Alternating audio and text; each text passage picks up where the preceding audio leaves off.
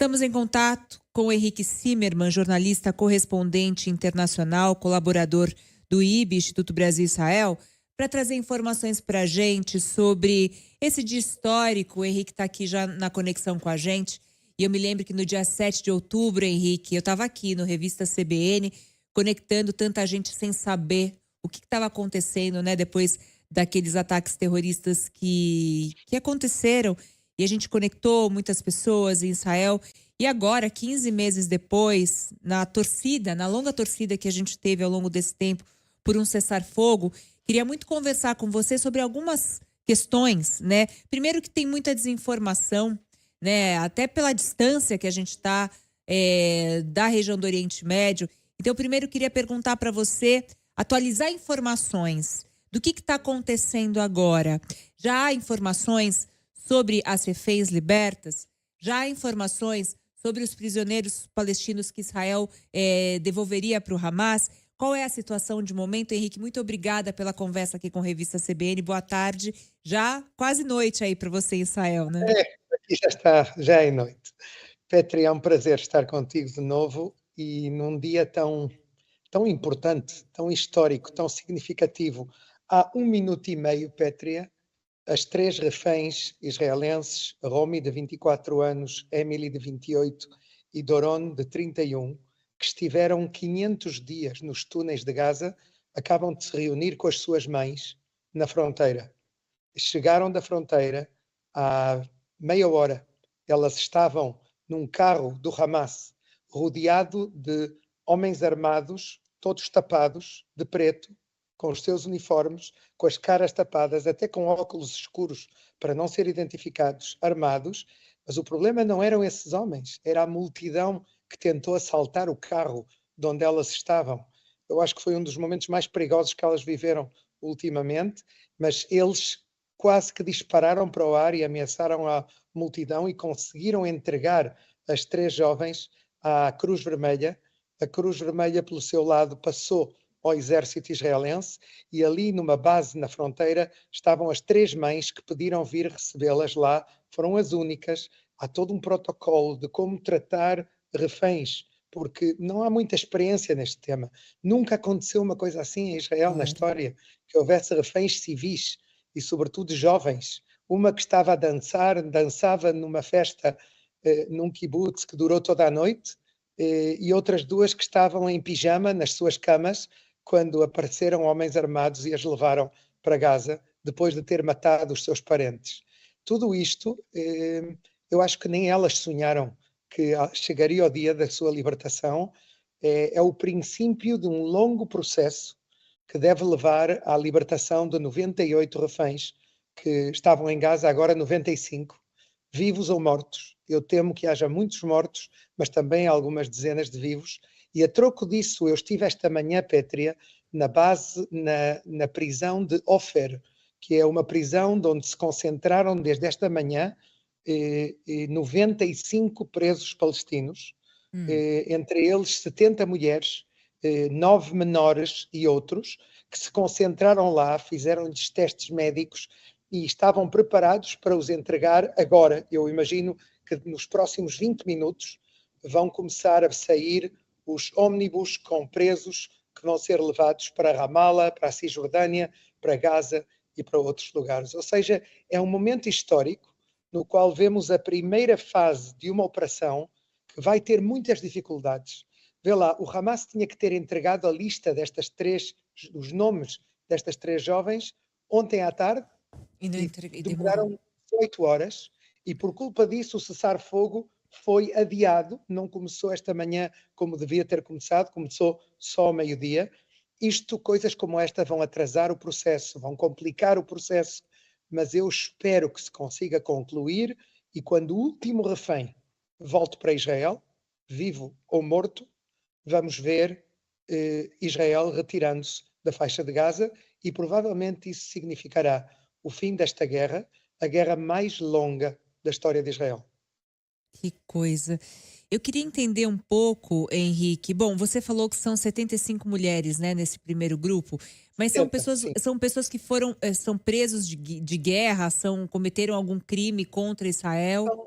são todos eles gente que esteve de alguma maneira relacionada com atentados. Tá. Ou seja, que fizeram, neste caso, não tem tanto que ver com a guerra, tem mais que ver com atentados terroristas que se Outros. fizeram, que apoiaram, que, coisas desse género, nos últimos anos.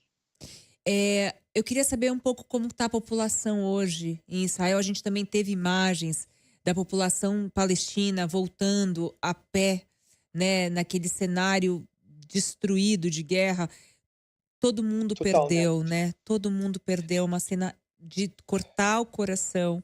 Queria muito Tu saber lembras, como. tu lembras do que eu te disse, Fétria, quando nos encontramos? Eu acho que foi em direto. Eu disse-te: abriram as portas do inferno.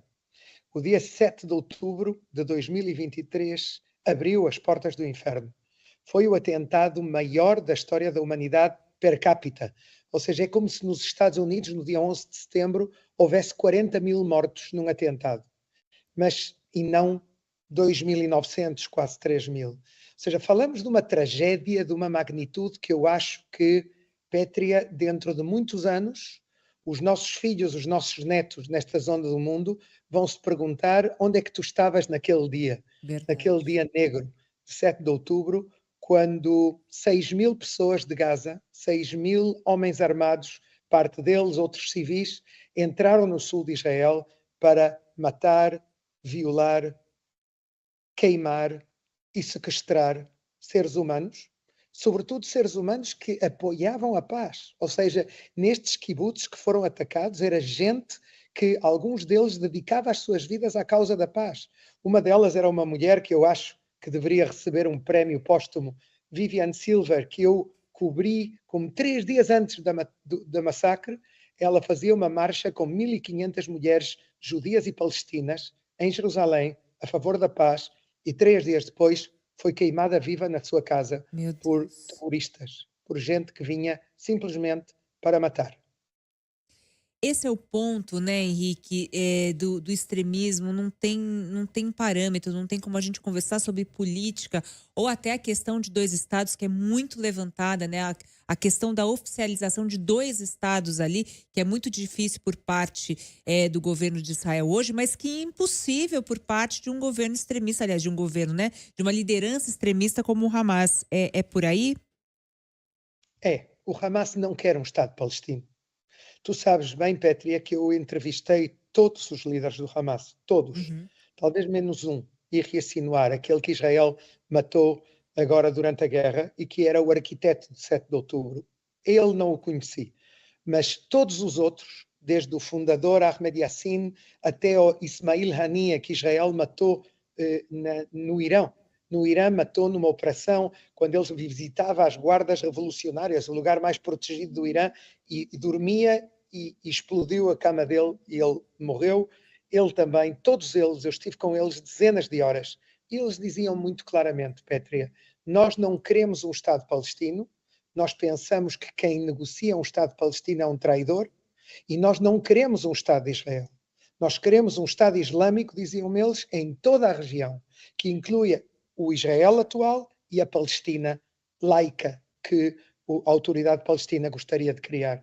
Ou seja, o Hamas opõe-se a tudo isso. O Hamas é um verdadeiro inimigo de qualquer possibilidade de paz. A pergunta é o que é que aconteceu ao Hamas nesta guerra? Eu acho que o Hamas de 2025 não é o Hamas de outubro de 2023. Era um exército organizado. Hoje em dia, eles receberam golpes muito grandes e não só. Eles ficaram sozinhos. Eles perderam parte do apoio que eles tinham do Irã. O Irã hoje em dia está muito debilitado. O Hezbollah, que era o seu sócio no Líbano, Israel decapitou a cúpula do Hezbollah. Eu penso que hoje em dia o Hamas, por isso eles aceitaram agora um acordo que nos últimos meses não estavam dispostos a aceitar, porque estão muito debilitados. E eu penso que chegou o momento, Pétria, de devolver a autoridade palestina a Gaza. Tu sabes que em 2007 eles fizeram um golpe de Estado contra a Uhum. autoridade palestina, o Hamas, e puseram-nos fora, mataram muita gente da autoridade palestina. Chegou o momento de devolvê-los, mas de dar-lhes os instrumentos para poder governar. E o Estado palestino, Pétria, aqui vou-te dizer o que eu penso, pessoalmente, é Claro. uma solução provavelmente a mais desejável para o futuro.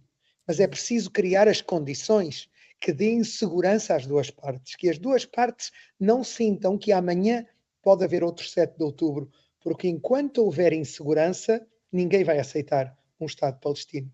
Mas eu penso que há passos a dar ainda antes, mas é preciso ajudar os palestinos, começando pela educação, para criar uma geração que apoie a paz e não que santifica a guerra e a morte e o martírio.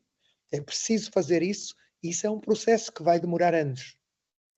E num momento de tanta desinformação, né, Henrique, porque cresce ainda mais com a Sim, história das redes sociais, da pressão mundial. Eu sempre falo disso, né, o complexo que é esse conflito. Se fosse fácil, já estava resolvido, e tanta gente palpitando em cima disso, né? A costura para esse cessar-fogo também deve ter sido muito delicada. Eu queria te perguntar, com a posse do Trump agora nos Estados Unidos, como é que isso repercute para a política? Temos esse cessar-fogo, essa primeira etapa, mas como você avalia que essa posse do Trump deve repercutir para a política no Oriente Médio, em específico essa questão de Israel? repara, eu acho que é justo dar o crédito ao presidente Biden. Biden fez um trabalho que eu acho que nenhum presidente dos Estados Unidos fez numa guerra nesta região. Ele, em primeiro lugar, ele apresentou-se aqui, pessoalmente, no dia 20 de outubro de 2023, 3 semanas, 2 semanas depois do massacre. Nunca um presidente dos Estados Unidos veio a Israel em plena guerra. Ele fez-lo. Ele mandou o Blinken, o secretário de Estado, para cá 12 vezes durante estes 15 meses. 12 vezes. O secretário de Defesa dele veio cá 7 vezes. William Burns, o chefe da CIA, que ajudou a negociar este acordo que estamos agora a viver as primeiras fases dele, ele enviou para cá, ele praticamente vivia aqui. Ele estava mais tempo no Oriente Médio do que nos Do que Estados Unidos, entre Doha, no Catar, o Cairo, no Egito, e Jerusalém e Tel Aviv. Ele realmente instalou-se aqui. Biden fez um trabalho extraordinário, preparou o terreno, protegeu, ajudou a proteger Israel da ameaça do Irã, de tudo o que acontecia, enviando para cá uma espécie de armada invencível, que estava com porta-aviões, com submarinos, com realmente uma ajuda muito, muito importante e necessária para dar mais poder de dissuasão a Israel perante os seus inimigos. Mas, quando chega Trump, Trump com o seu estilo, ele enviou uma espécie de xerife para a região que se chama Steve Witkoff, que é o seu enviado que se vai instalar na região agora para assegurar que este acordo se preserve e que não haja dificuldades que o façam boicotar. Então, Steve Witkoff veio cá e começou, ao estilo Trump, a dar golpes na mesa com o Netanyahu, com os líderes árabes, do Catar, do Egito, e conseguiu fazer o que parecia difícil, e é impor este acordo. Eu penso que Trump, vou-te dar um salto para o fim, permite-me ser um pouco direto. Eu penso que Trump tem muita inveja de que Obama teve o Prémio Nobel da Paz. Trump quer conseguir o Prémio Nobel da Paz. E para isso, ele sabe que tem que conseguir que este acordo funcione, que se reconstrua Gaza, que haja uma espécie de plano Marshall para Gaza, como aconteceu depois da Segunda Guerra Mundial na Alemanha, com muito dinheiro que virá da Arábia Saudita, dos Emirados Árabes Unidos, com a reconstrução da faixa de Gaza, mas ao mesmo tempo ele pensa um passo mais, ele pensa na continuação dos acordos de Abraão, que são os Uhum. acordos que Israel assinou com 4 países, os Emirados Árabes Unidos, o Bahrein, Marrocos e o Sudão. Ele quer continuar estes acordos que ele fez durante o seu mandato na Casa Branca, mas ele quer um grande troféu, Pétria. É para ele a grande vitória se ele o conseguir, e para mim, eu acho que pode ser o acontecimento histórico mais dramático das últimas décadas em Israel, e é a paz com a Arábia Saudita. A normalização entre Israel e a Arábia Saudita. Eu sei que Trump e Netanyahu já trabalham nisso, através de Jared Kushner, o genro de Trump. Eu estive na Arábia Saudita e eles contaram-me que já se preparavam para a era Trump nisto. Eu sei que o grande objetivo de Trump nos próximos 2 anos é conseguir um acordo de paz entre Israel e o país mais importante do mundo muçulmano. Pensa que os muçulmanos são hoje em dia quase 2 mil milhões de pessoas, um quarto da humanidade. Ou seja, vocês dizem 2 bilhões de pessoas, se eu não me engano. É isso. Exatamente. Então, estamos a falar realmente de Meca e Medina, os lugares mais sagrados do mundo para o Islã. E isso é muito importante que a Arábia Saudita faça um acordo assim, porque abre a porta, Pétria, a mais acordos com outros países árabes e muçulmanos que até hoje só podíamos sonhar, entre eles a Indonésia, o Paquistão e outros países que podem vir a unir-se aos acordos de Abrão. Mas tudo isso virá no futuro, quando este acordo que hoje vimos os primeiros passos, eu acho que as 3 meninas estão a caminho de helicóptero do hospital agora. Se isto funcionar, se conseguirmos concluir este acordo, tudo está aberto para coisas muito mais importantes. Permite-me dizer-te que a primeira coisa que lhes vão fazer estas meninas agora no Hospital Pétria é testes de gravidez e testes de doenças sexualmente transmissíveis. Porque, segundo as informações das famílias delas, houve violações contínuas durante estes 15 meses nos túneis do Hamas em Gaza, e o temor é que elas possam ter algum problema ou possam estar grávidas. Então, tudo isso vai ser analisado agora e cada uma delas vai ter um psicólogo. Pensa que elas não viram luz do dia durante 15 meses. Estiveram fechadas nos túneis. Praticamente comiam uma pita. Pita é o pão típico por dia. Isso é o que elas comiam, cada uma delas. Praticamente não tinham água. Tomavam duche uma vez por mês. Às vezes 2, depende de onde. Elas não podiam rir, porque os homens do Hamas que estavam ali, nem rir nem chorar, porque desgritavam e as ameaçavam. Tudo isso, imagina a situação psicológica destas pessoas que voltem de lá. Não vai ser fácil, mas é uma obrigação que Israel vê libertar estes reféns que foram levados das suas camas no dia 7 de outubro. Henrique, quando que os próximos devem ser libertados? Você já se tem uma ideia? Foram Sim, essas sim, 3 claro, meninas agora? há um plano com horas, Pétria, está tudo claro. Hoje, 3. Não se sabia se estavam vivas ou mortas, porque dos 33 que vão ser libertados na primeira fase, eu calculo, não sei, calculo pela informação que tenho, que há 8, 9 ou 10 que estão mortos. Ou seja, vão devolver cadáveres também, não só reféns vivos.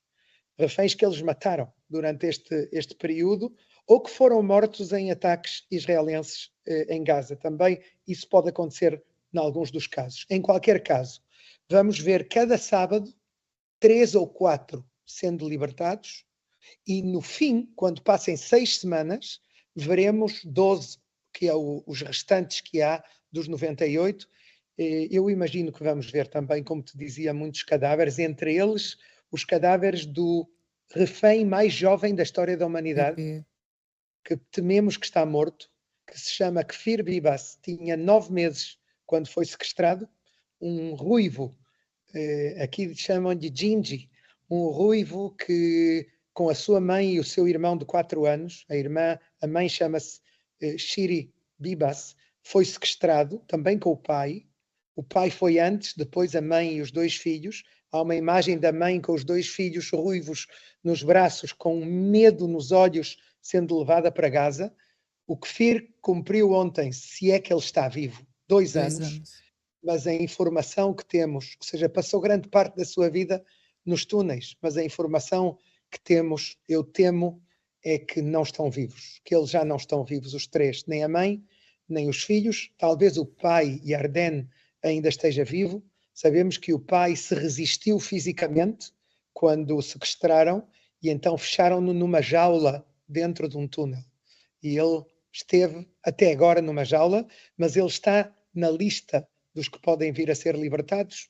Não sabemos se vivo ou morto. Em qualquer caso, estamos a falar agora de 33 e no 16º dia vai-se começar a negociar a libertação dos outros 65 e quantos presos palestinos vão ser libertados. Calcula-se que serão 1904. os que serão libertados, entre eles 200 que estavam condenados a cadeias perpétuas por atentados nos últimos anos. E Henrique, quero te fazer uma última pergunta, em relação à situação do Netanyahu, ainda mais, isso também achei muito delicado, né, porque se conseguiu costurar esse cessar-fogo, mas, a pressão interna em Israel, da população de Israel por um cessar-fogo sempre foi muito grande, pelo resgate dos reféns, né, mas o governo não tinha uma coalizão, vamos dizer assim, um pensamento único em relação a esse cessar-fogo, tanto que agora tem um racha. Eu queria que você explicasse para a gente como que você vê que deve ser agora o futuro político do Netanyahu. Claro que a gente tem esse processo ainda do cessar-fogo, da recuperação dos reféns, mas para frente, qual deve ser o futuro político em Israel? Qual é a tua visão sobre isso? Benjamin Netanyahu sabe que vai chegar o dia em que o povo de Israel lhe vai pedir explicações pelo 7 de outubro e vai exigir que ele demita-se ou haja eleições antecipadas. O que acontece é que com esta operação ele fez uma estratégia, eu acho que muitas vezes não se entende no Ocidente, que ele conseguiu fazer um jogo. A extrema-direita do governo é muito minoritária. Itamar Ben-Gvir, Bezalel Smotrich, fala-se muito destes senhores. Itamar Ben-Gvir decidiu ir fora do governo. Smotrich não se atreveu porque ele não passa ao mínimo necessário, segundo as sondagens, para entrar no Parlamento nas próximas eleições. Ou seja, tem 0 deputados. Então ele sabe que se ele sai, é o fim da carreira política dele. Portanto, ele não saiu. Mas o Itamar Ben-Gvir, que tem 7 deputados de 120, segundo as sondagens, saiu e quer se transformar no herói daqueles que dizem que isto é um pacto com o diabo, o que Israel fez com este acordo com o Hamas. Então, de alguma forma, ele capitaliza algo de protesto que há muito nas margens. Eu acho que se houvesse um referendo, 90% da população estaria a favor do que acontece neste momento. E Netanyahu fez uma estratégia interessante. Trouxe outro partido, de um ex-Likud do partido dele, que é o novo ministro de Exteriores, que se chama Gideon Saar, que pode vir a ser o substituto de Netanyahu quando ele abandona a política, que ele trouxe porque ele sabia que a extrema-direita ia sair. Então, eu acho que ele não perdeu grande apoio, ele está estável. A pergunta é, eu acho que neste momento a opinião pública de Israel e as famílias dos reféns lhe estão a dar uma carta branca temporária, por um tempo, de uns meses, para que ele continue os acordos com a Arábia Saudita e com os acordos de Abraão, com o Donald Trump. Trump e ele têm uma relação próxima, então em Israel pensa-se, ok, tente a sua chance, mas você não tem um tempo ilimitado. Eu acredito que vamos ver eleições no fim deste ano ou no princípio do próximo, mas ele vai ter agora uns meses para tentar conseguir um logro, um êxito histórico, que seria conseguir a paz, a normalização diplomática com a Arábia Saudita.